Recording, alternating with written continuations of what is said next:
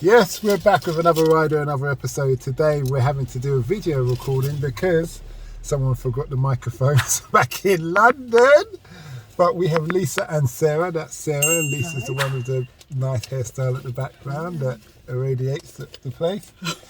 Now we're just going to find out what they do for a living, how they got into it, and what motivates them. So Sarah, starting with you. Right, so I'm a psychiatric nurse, qualified in 1999. Qualified in 1999, sorry, and been working in mental health. So that's me. I'll let Lisa introduce herself. Thank you. I'm Lisa, and I've been a social worker for 23 years. And I've done all sorts in terms of social work, worked in various fields, and what motivated me to become a social worker, I guess I had a child quite young, and I needed to or wanted to find something, a career, and it was either nursing or social work. And I have issues about people being sick. Phobias. Phobia, huge one. So I decided not to be a nurse, and social work is what I chose. Before we go any further, if you just clip your seatbelt in, even if you sit on it and clip it on. There we go. Is that better? Yeah. So why did you choose that industry, psychiatric nurse? Right, so I've always been like a caring kind of person. I'm the kind of person that went, like all the poor people or people that were having issues at school. I was always called Oprah Winfrey, so I'm always like trying to counsel people and stuff like that. And I just found that when I did some work placements in the nursing home, I was more passionate about people who were misunderstood. And so I wanted to be the protector of the misunderstood and empower people. And I enjoy that kind of field where not one day is the same, and the phobias about mental health, people, the challenges that people go through. And what I always say is, if you've got a brain, you've got a mental health issue. You always do. You think you might not recognize it, but you do. And so that's why my passion was there. I'm always hands-on nursing, want to help, want to soothe, want to heal the world. What would you define as a mental health issue? It's what causes that individual distress, and it could be something minor, like being scared of a spider. I've got loads of kids who are scared of phobia of people being sick.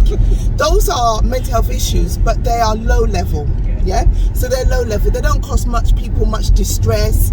I mean, some people actually, they throw themselves off the stairs to get away away from a spider. So that's a little bit medium. But those little things we all take for granted, our upbringing, and it all impacts on who we become and how we deal with things. So mental health is very vast. Okay. So being scared of heights is a mental health issue? It's a phobia. It depends to the degree it gets to. I'm scared of heights. Okay, yeah, I'm not a fan of heights. Not at all, yes. Yeah, those are phobias. But where it becomes, you've got people that they drive, but they can't turn left. They can only do right turns. Really? Yeah, there's people like that. So they go 20 miles out of the way because they can't do. It's where it starts to impact. Why can't they turn? I have to hear more about this. Why can't they turn left? Don't start her. I know. I know. Can they turn their head left? Yes, it's just driving. They just can't turn left or right. It depends. Some people just can't do that. How can they drive then? Because I'm thinking, if you're in the car with the missus and the missus can't turn left, you could be looking and doing whatever else you want to do, looking at another woman, and she can't see you because she can't turn left. I bet you she could turn left then, didn't she could suddenly turn left, because where it's a proper phobia, they have no control. The phobia has the control. It's not a rational phobia. These phobias are irrational. So there's not something that they've got control over. These phobias, you just don't have any control over it. It's a bit like addiction. You have no control. Okay. What's the difference between you're a psychiatric nurse, yeah? Psychiatric nurse, yes. What's between that and a psychiatric therapist? Oh, okay. So a therapist is a talking. They're talkers. So they look at it, they analyze your life, whatever avenue, they listen to you, mainly allow you to vent and maybe rationalize it at the end and, you know, work with you. So that's the therapist. Psychiatric nurse, we're hands-on. So we also listen to you. We come up with care plans and risk assessments about your issues. We can administer medication and relate that. So ours is a medical model. Theirs is a psychological model. Okay. Yeah. Yours is the medical model? Yes. Theirs is a psychological. So they're talking, we actually administer. And what do you administer? Medication. Ah. Okay. So you're... Alright. Do you believe drugs can solve problems or they just deal with it temporarily? Aid? Yes. Okay. It depends what kind of problems they can't solve, because a lot of people, everybody nowadays has got a diagnosis of depression. But what it is social issues. A drug can't solve a social issue. It's what, years ago I lived near somebody who was very unhappy with her husband, her house, you know how her life has turned out. And she would say, these antidepressants aren't working. And I was like, oh, how could they work? How can you take a tablet and it resolve your marital problems? You know, so people, what they want and what they need and what they get is two different things. Medication can't do that. You've got to self-empower yourself to change your lifestyle. Yeah, it's like a bit when someone says, he doesn't make me happy in a relationship anymore. Well, you've got to make yourself happy. Well, you do. So what exactly aren't you happy about? Is it him? Is it the relationship? But you've got to do something. You can't go on a tablet. You can't, it's like people giving their dogs Prozac. There's something physically wrong that the tablet can't do. You can't mask. They do. Dogs also get depressed. No, well, if they're depressed, they're in captivity. Surely, see, I'm coming out my own personal views here. Sure, you just let them roam in the wild and then they'll be happy again. Yeah, but we're in the UK. I'm not a fan of keeping animals in cages. Locked up, yeah. But yeah, you do. You know, as I said to you, once you have a brain and the dog has a brain, it can get depressed. But the real depression is a medical term, and it's not those social things that because we don't get what we want in life, we're saying we're depressed. That's not real depression. Real depression is a chemical imbalance in the brain. How did you two meet? So who starts that one? How did we meet? Go on then, Lisa. It seems like you wanna. We met when we were age 14. And we were working in a factory, an envelope factory, wasn't it? So we've actually known each other, magazine factory. Yeah. So we've actually known each other since we were 14. Yes. And yes, we're like sisters. We are more than, honestly. And we haven't worked. This is our first time. Actually, we work together now, so this is our first. So we've worked for the same company for many years, but we actually didn't work together. Yeah. So this is the first time that we roam the streets together. And so, what is it you do now together then? So we work for a joint venture, and we try to engage people who are rough sleeping that may have a mental health issue, because what we find, or what it's found is that a lot of people with mental health issues end up becoming homeless and then disengaging with services, and actually they end up just left, you know. And so we approach people in the streets of our area and we try to engage with them, try to resolve their mental health, not just mental health but also physical health, and then the housing situation. So we try to do all of it together, registering people back with the GP, get them on medication if they want or if they need it. So that's what we do. What kind of people do you usually find? Are they like young, old? It's a mixture. No, it's actually a mixture. We get a lot of people who have lost their homes because they lost jobs. That was during COVID, so we had a lot of that. We get a lot of people who have got addiction issues, so it's not just mental health, physical, but it's also addiction issues.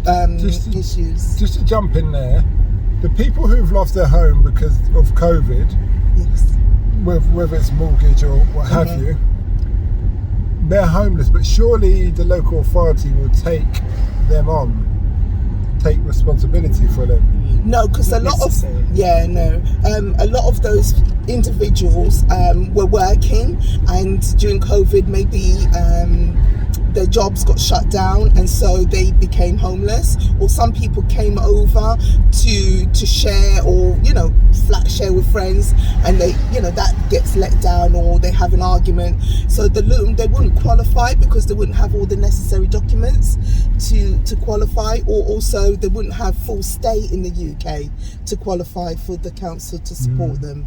And in those cases, we try to find them, if they're willing to work, try to find them a shared accommodation with other people, or try and get them independent. And that's really hard, independent, their own kind of rental. But we try to do that as long as they want to work.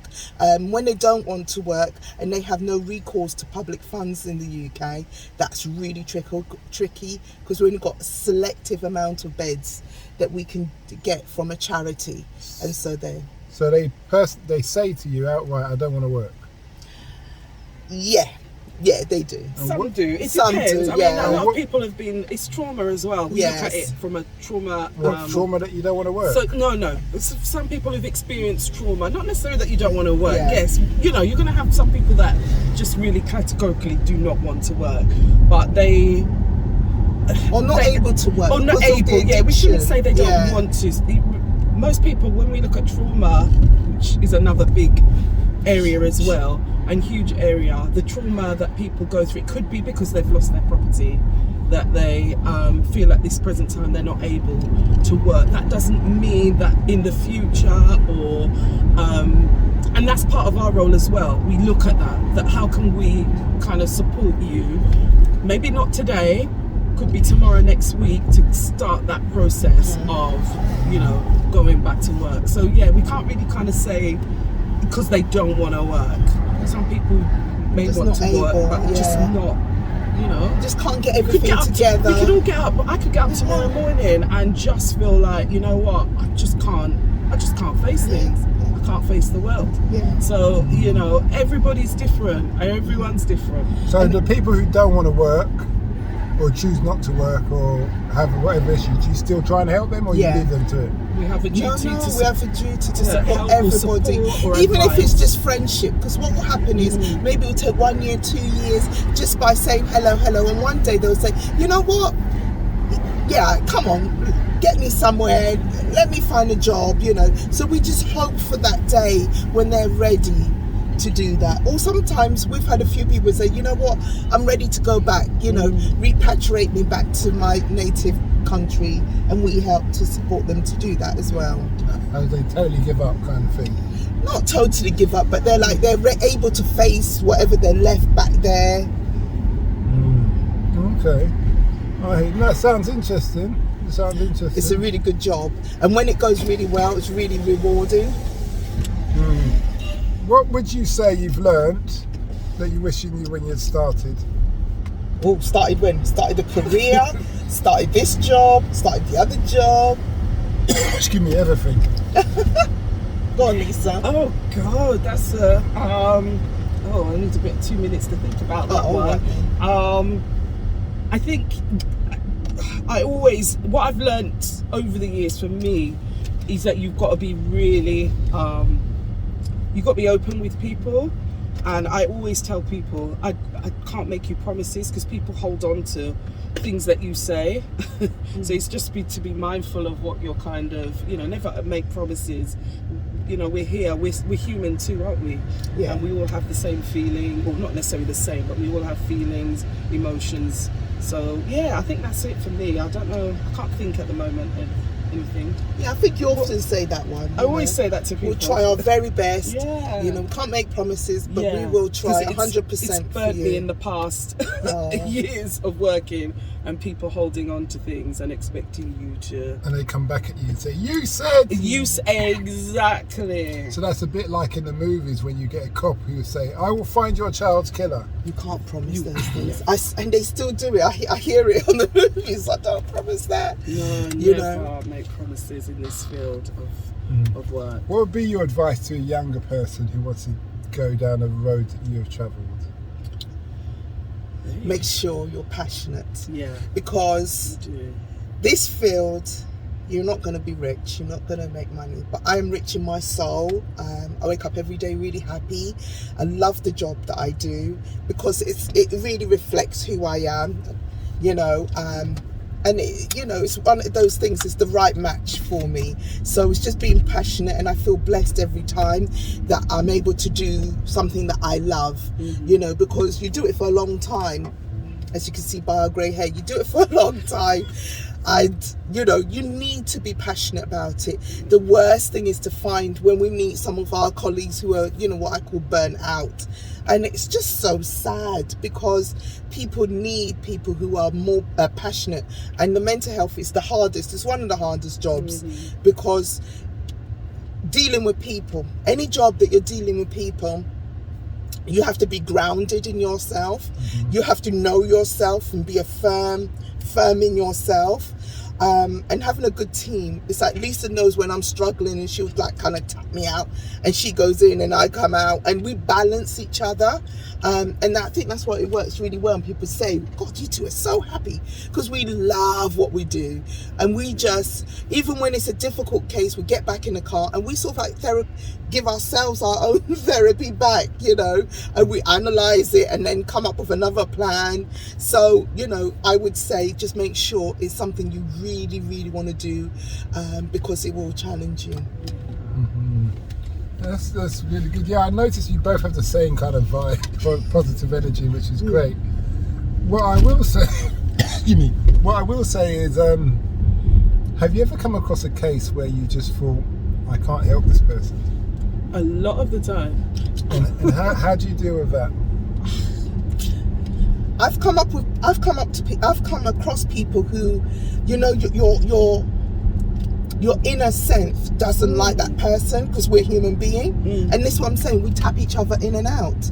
But what we do is find that little bit to bond with someone, that little minute. There's always, you know, you have to be a people person, you know, going into the job. You have to be able to make conversation out of the smallest thing. Find something that connects you together as a human being. And once you do that, and the thing is, I guess most people won't, you know, eventually they will come and they will kind of say, I need some help and support. So sometimes we have this term called watchful waiting. And sometimes that's what we have to use, and that's for all across the board, not just for our jobs, for all in terms of, you know, the work that we do and the others that do the same job as us. It's about kind of watchfully waiting. I think what he's also implying is where you get someone that you can't find a home for, you can't you know, your hands are tied. And, you know, it is sad, especially in the winter, when you have to give a sleeping bag to somebody or a tent to someone, because there's just nothing else you can offer. There's just nothing, because your hands are tied. We can't take that personally. Do you know at the end of Glastonbury every year, they used to leave all the tents for the people?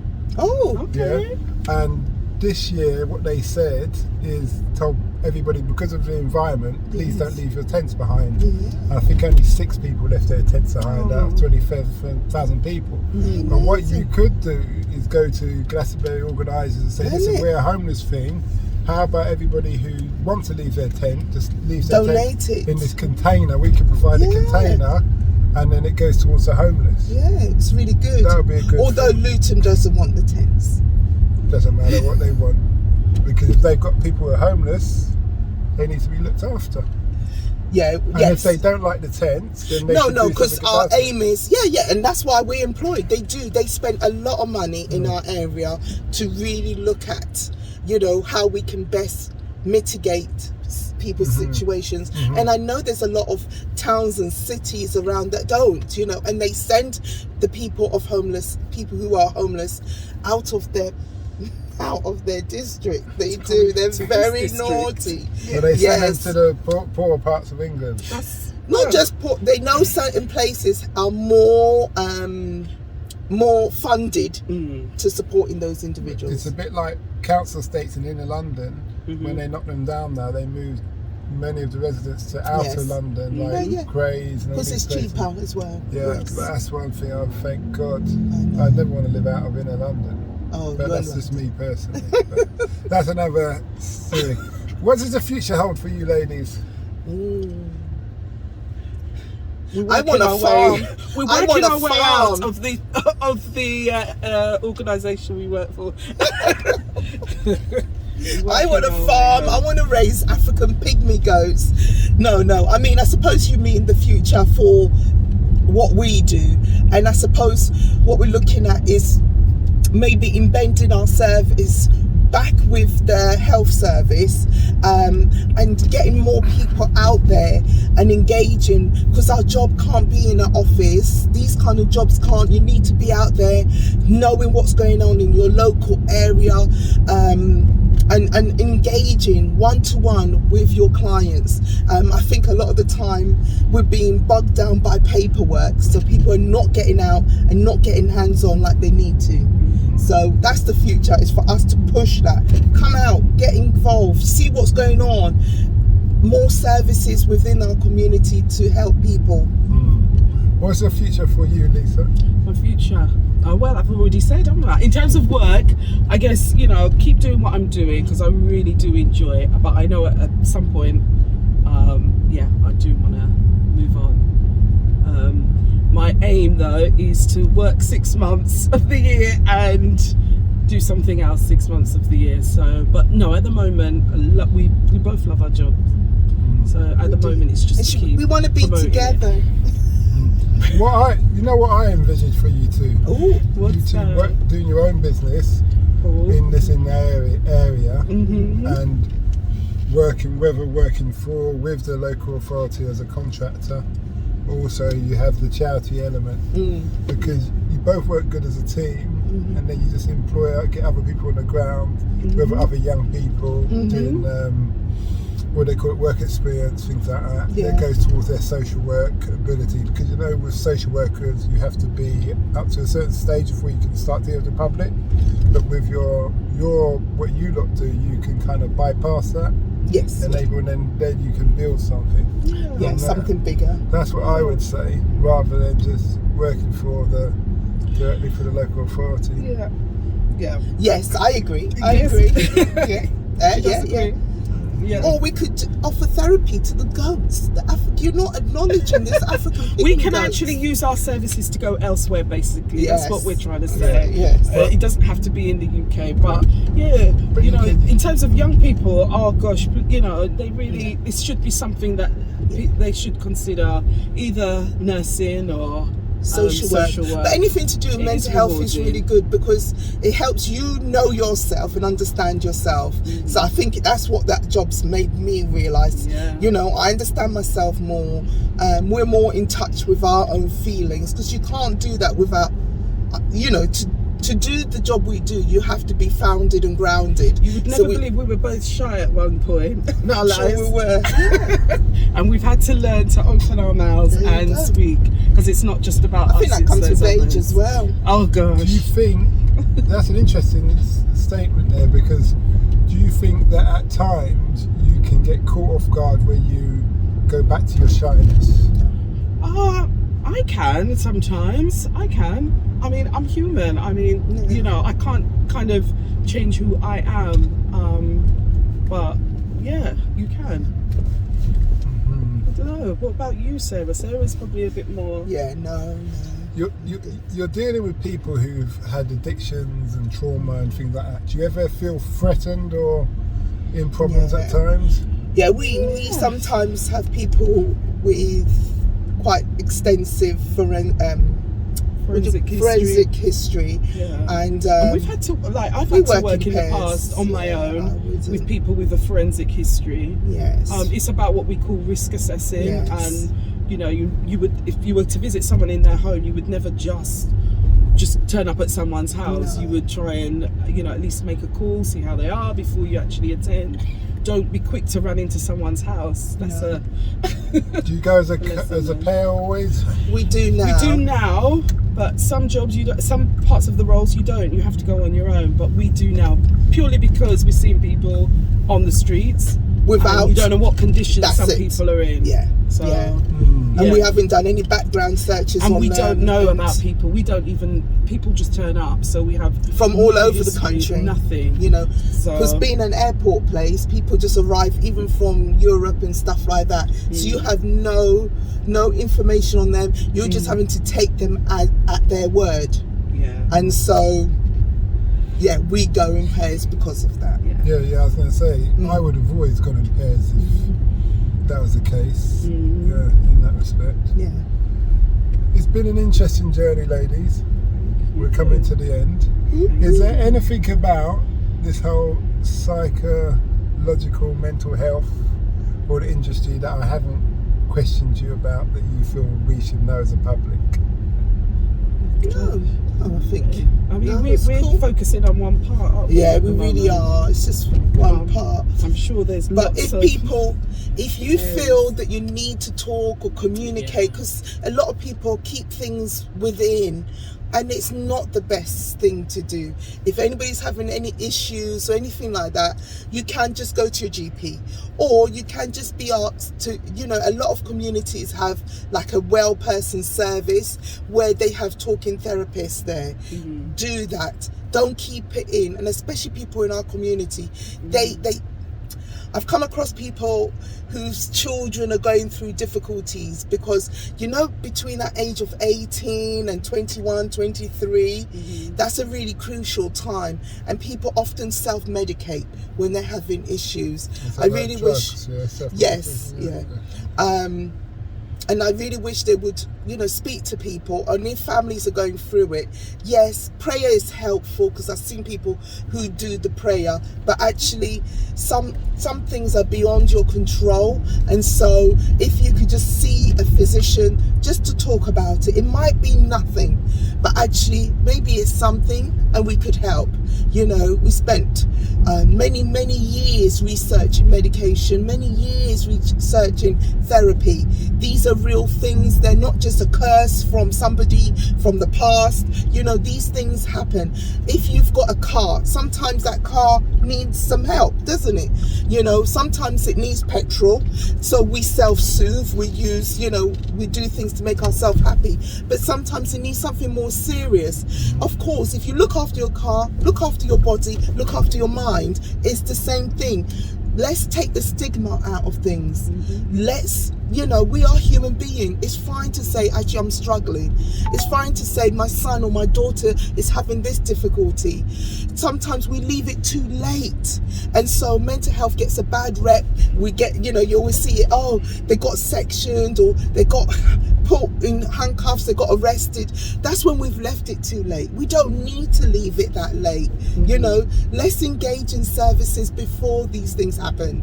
You know, if you're concerned, approach somebody, talk about things, and maybe, you know, it wouldn't have to go down to that whole trauma bit where police involved, authorities involved. You know, seek help. That's my best. So it's always finding someone to talk to. Yes. And it's okay Even if it's to a talk. stranger or a taxi driver. Yes. Exactly. amount of Are we people not who talking talk- to you and we're telling you our whole life? Yes. There's a lot of people who talk to me as a taxi driver. They there's- do. It's Hairdressers. therapeutic. They're Yeah. starting to give courses for hairdressers especially, Yeah. and bartenders. You know, these are... Yeah. Yeah. Just to have some Yeah. basic idea, you know. Yes. People, the train station is one of the ones, you know. Oh, gosh. You know, that's, people are more high risk at train stations, and I'm sure you know why. But Yes. you know, there's training around that. There's lots What of do you mean, the train station? suicide. Yes. Suicide. So what suicide prevention. People try to talk to people before they commit suicide. No, they go there. It's a high risk area. It's You'll a high see risk- somebody yeah. maybe lingering around the lines, and that they're in distress. You know. And it's okay to distract. Yeah, just So- say, are you all right, mate? Yeah. So Just there are that's all. websites where people can access, which talks like about suicide prevention. If you're a little bit, you know, you have your sixth sense, you know that something's not right with someone. Yeah. Have you know? ever had a situation where you had to talk to someone not to jump on the tracks or something like Not that? necessarily No, the not tracks, tracks. but you know, people do present Yeah. saying that they're suicidal. So I had a situation the other day where there's an elderly woman who says she's going to kill it. Well, she's not old. She's probably in her 50s, late 50s. and she said she's gonna kill herself. She's had a stroke. She had a boyfriend and a relationship and everything. The boyfriend left her, and now she's in a bad way from her stroke. She's really depressed. Anyway, she said she's gonna kill herself. So I told her a story, that true story, when I met this young girl, and the young girl was talking to me, and she said to me, "Oh, can you look like you got your life together. Can you tell me why I shouldn't kill myself?" So I said to her, "Well, I'll tell you this. First thing is, you're a beautiful young lady, and I think there's a couple of men, if not more, young men who will want to marry you and have children and have a happy family. And secondly, more importantly, there's people out there, when you've got through what you're going through, you're going to share your story, and they're going to get through what they get through based on what you've told them. And then they're going to meet people and so on and so forth. So who are you to take that from them? Stop being selfish." So she went quiet. She tilted her head left to right like a dog, kind of thing. And then she went, "Thank you. I feel so much better now. Daddy's been making me see a psychiatrist for years and years." He's only about late teens, early 20s. Years and years. And the psychiatrist just told me to talk to other people who's got their life together. So I thought you had your life together. And I thought, well, I don't know about that. Thanks for the compliment. I'll take it.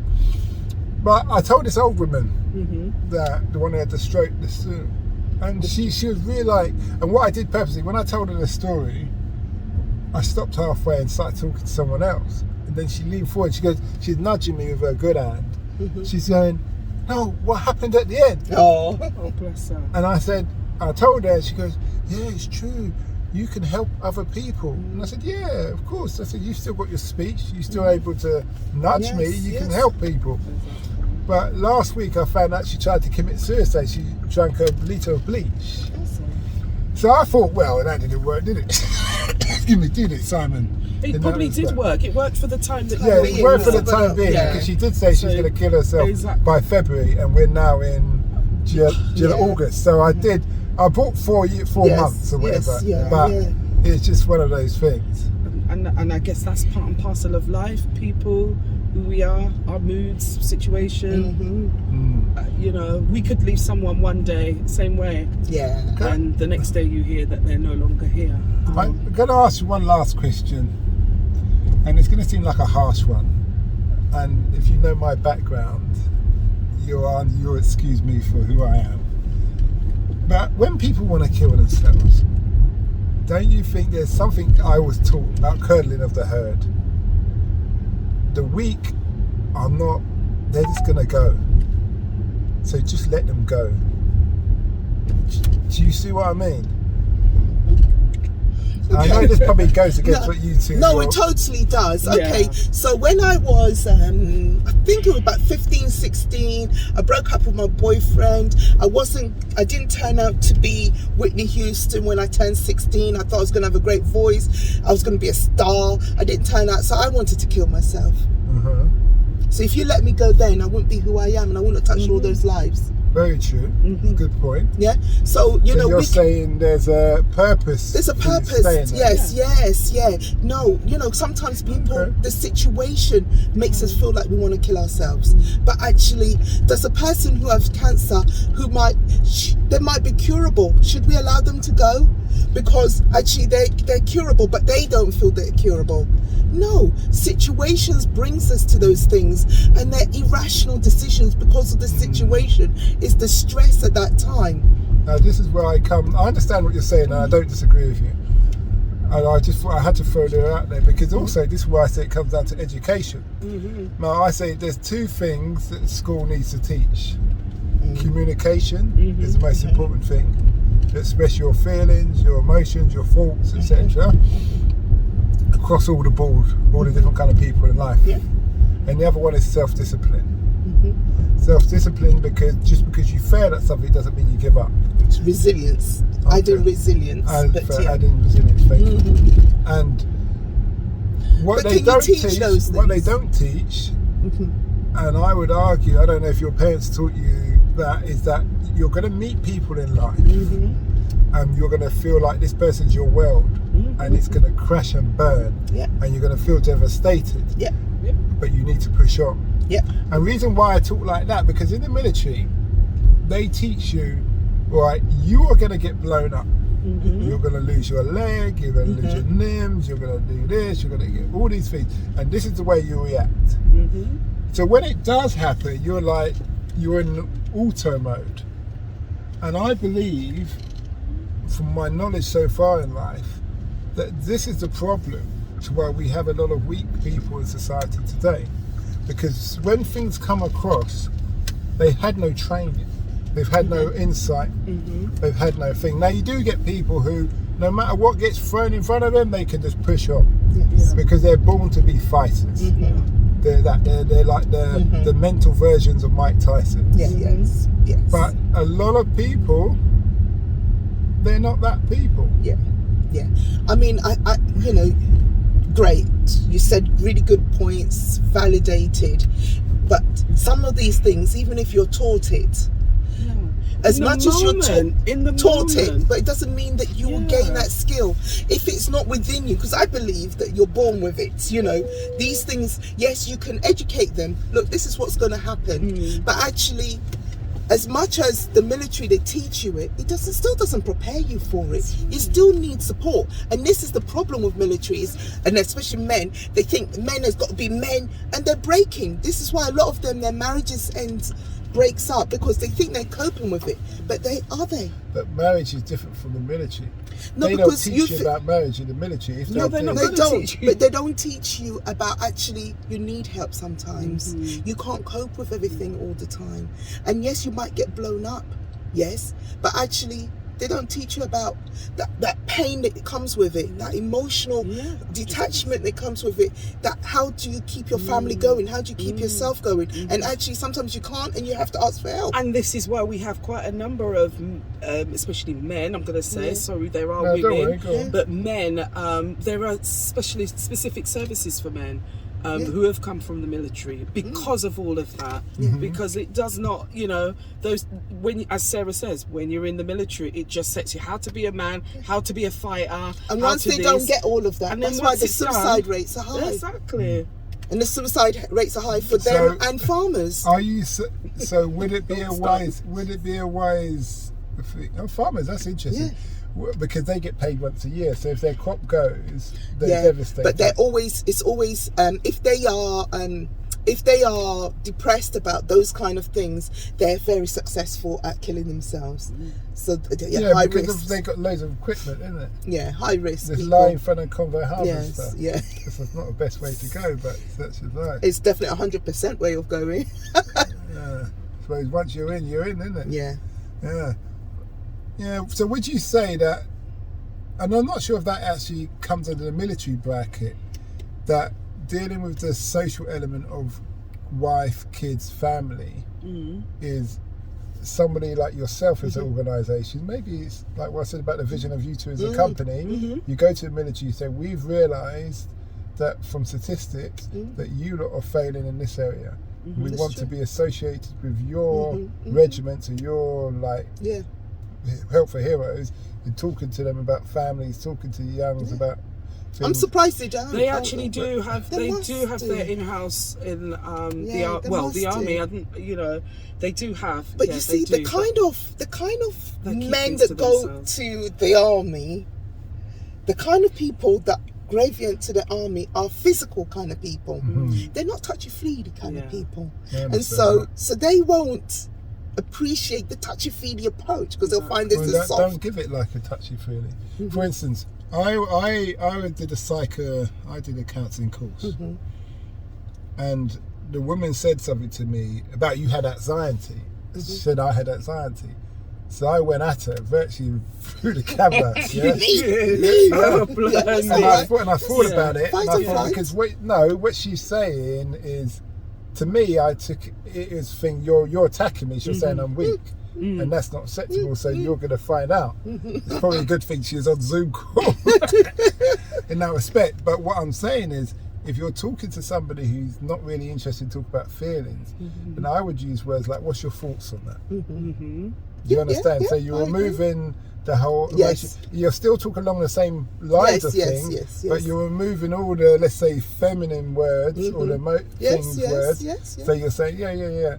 And it's How would you because approach those that? other What's- words are all key, they're triggers. Yes, If you're that's if you're right. dealing with someone's masculinity. Yes, yeah. And it's a bit like it from the opposite scale where you look at, if I was, now every man knows you don't talk to women the same way you talk to men. So there's no point me talking to a bunch of women the way I would the men, because I'm not going to get the desired effect. You got to tailor it.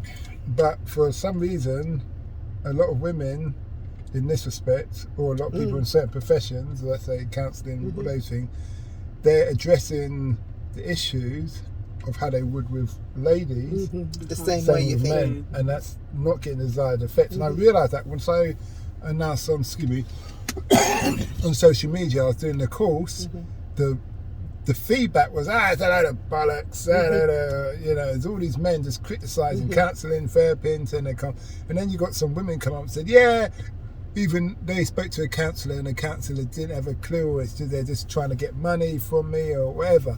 And I thought, okay, I think there's, whether it's the counselling word or the therapy word, is a trigger word to them. So there's a whole market, but you just need the right keywords. Yeah, you do.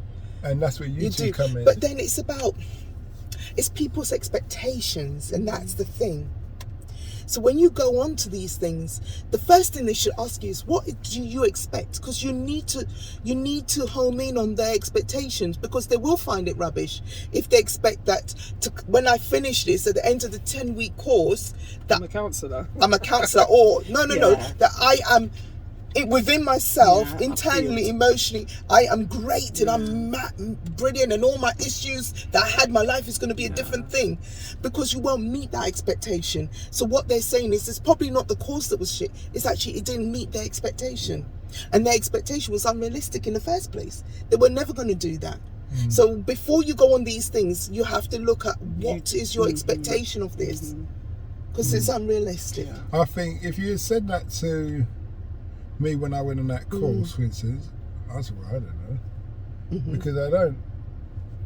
So but at the end the of question is a good question, though. But I suppose it's a bit of a hard one. So you need to be able to judge the kind of people who are sitting in front of you. I know they say you shouldn't judge a book by its cover, but you need to look at these people and think, there's a bunch of hairy-ass, bald-aged men here. They're not going to get. Yes, you can. No, you got to be honest. So you live in a PC world. I don't. I live in a realistic. Let's get stuff done. And it's you look at. I'm a realist. Okay, that's good. So I'm just looking. Yeah, you suppose you have to be in your world. Yeah. But there's still things you're not allowed to say. I'm not allowed to say it, but I'm allowed to say, actually, hold on a minute, we just say it in a different way. Is this really achievable? Do you think this could be that? How can you get from here to there? And where do you see me helping you? And then, so we compromise. Yeah, so we can. Okay. Just can't swear at them. Yeah, no, but you don't. If you swear at people, you lose them. A lot of the time.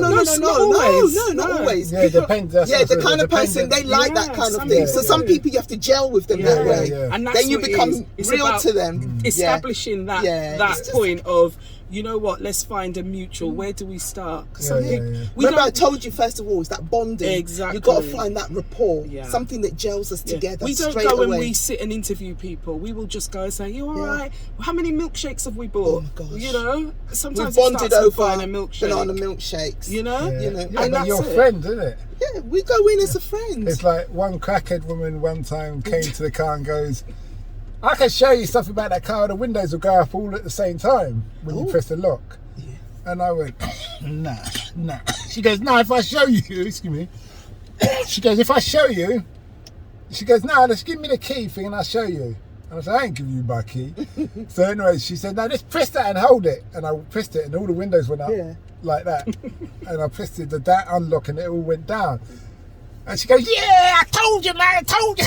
Yeah, and I was like, okay, here you are. What do you want? So I gave her some money and she went in. She went back into McDonald's. I thought she was going to go and put it towards her crack. But no, she didn't. No, she they was did happy. get hungry. She was She was For happy. milkshake. Yeah, for milkshakes. She was happy, man. Yeah. She was happy. Yeah. See, so people are great, and that's what's nice about people. It's just that you just never know what you're gonna get. It's like celebrations. You just don't know what you're gonna get. Or is it life is like a box of chocolates? Yeah. So you never know what you're gonna get. And the beauty is when people blow my mind. You know, like because our minds like to put people in these little letter boxes. Yeah, they're like this, they're like that. And then somebody comes up and they're like, wow, you taught me something new today. Yeah. Really love that. Really like that. And you know, it makes my day. And not to be judgmental on first impressions, because No. I love people we've had just that, surprising when me. We've like kind of seen people, and that's what I hate we about get to some see of our them. paperwork. Yeah, when you our read paper's very people standard. singing, you're like, oh Yeah. God. And then you meet them, then you gel, and you're like, oh, let your guard down. and Maybe when someone's written the paperwork, that was their impression based on their life Yes. experience. Yeah. So let's say if you get a lot of middle class echelons of people, like I found, of course, there's a lot of middle class white women, and they had a very interesting perspective of mental trauma, which I kind of was like confused, and I was like, if that's But you would have a higher tolerance. yeah, what I So maybe realised, what you thought was... what I came to the conclusion that if your life is so perfect and you have one slight hiccup, that hiccup is more trauma than somebody who's had trauma from birth all the way in life. Correct. Because they're just accustomed, this is how life is. If you see what I mean. Yeah. So that's what you'll find, that we people of a certain ethnicity are more resilient. Because I think our parents have taught us that. We've seen our parents struggle, our relatives struggle, so we're more hardy. Is it more class than ethnicity? I would argue class from my experience. I don't Because know. class, it's like being brought up in council estates, not like these housing, like when you're on top of people, you find people, people Single parent. generally have that more robust attitude than people who live in more... Yeah, they're more survivors. They've learned to struggle. They've learned to juggle. So you know, people who are middle class and upper class don't have those struggles. So what you said previously was dead on point. But I think that our upbringing set us up so that we don't suffer those depression, because we already know life's going to be tough, but actually you got to get ahead of it. When other people are sleeping and having fun, we're actually budgeting and making sure we're ready for school. You know, Well, you are. I am always ready for the school. You know, like as soon as school's out, I've bought ready. You know, and you know, it's just we just go the extra mile because we know we need to get things sorted. If we don't do it, nobody's going to do it. We can't sit down and watch EastEnders, and we ain't got time for that. We have to just graft a little bit more, you know, and I think it's prepared us better. So nowadays, when I see my children, I find that they're a bit spoilt. I didn't think I was spoilt. I felt that I was pampered growing up, you know, but seeing my mum, you know, my mum was the one that taught me how to decorate. So she taught me how to do wallpapering, paint and decorating. My mum was everything to me. So she did it all, and her mum as well. And so we've grown up that way. So I've got a boy, my eldest is a boy. I would say he's lazy something else, but my girl, second eldest, she's a grafter. She's taught all of that. He's taught as well, but he doesn't really want to know. You know, they only want to know when they only have their own home and things like that. But I want to teach him now so that you're ready for life. He's got the same skills as she has. They were brought up the same way. You know, does he think? I think he thinks that the last two are more spoiled, but he's a different kettle. He's lazy. He's pampered. He's spoiled. Lazy. I think when he's ready, he will get there. You know, again, it goes even back to sometimes about links to sometimes mental health as well. Yeah. You know, they But go he through does so many recognise he's different spoiled. things. They're all spoiled, you know. But I always think that, you know, actually, should our children suffer a little bit roughness, you know, go back And I to think Africa? that's us. Some of it's us to blame. Yeah, because some of Some. you know, a lot. Okay, a lot of it is to us Yeah, to blame the because children of are a reflection of your parents. Exactly. And I I think, always say the apple doesn't you fall know, far from we the tree. we had to do a lot more. Look, we started work at 14, you know, and now look at me. I'm like 14. My daughter go to work. No, she's not going. She's not going outside. We were outside on the streets when we were 5, 6, running around, getting in trouble. It was a We're different not doing age. that now. Well, we say that, but you know, it probably wasn't. It was just that we weren't conscious Open and to aware it, of yeah. that, and our parents were having to go to work, So and no choice. we didn't have all this child minding, and we had to look after each other or sit on your own. So I think a lot of it is down, and I always blame myself. I know what I've kind of done to my child and created, but you know, hey ho, you still try and learn the basics.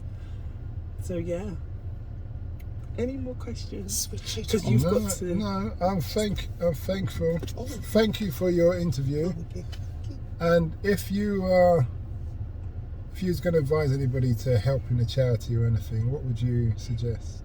Mental health charities are great. Befrienders, places where they just go in, because a lot of people are lonely, and that's where the depression comes. Yeah, Samaritans are really, really good. But yeah, or sometimes it's just your neighbour. Say hello. Give a little bit of time. Okay. Well, thanks a lot for that, and we wish you well. Thank you. Bye. We hope that episode enhanced your life. We post an interview every day, as well as vlogging on our social media channels. Don't forget to subscribe to get our latest episode.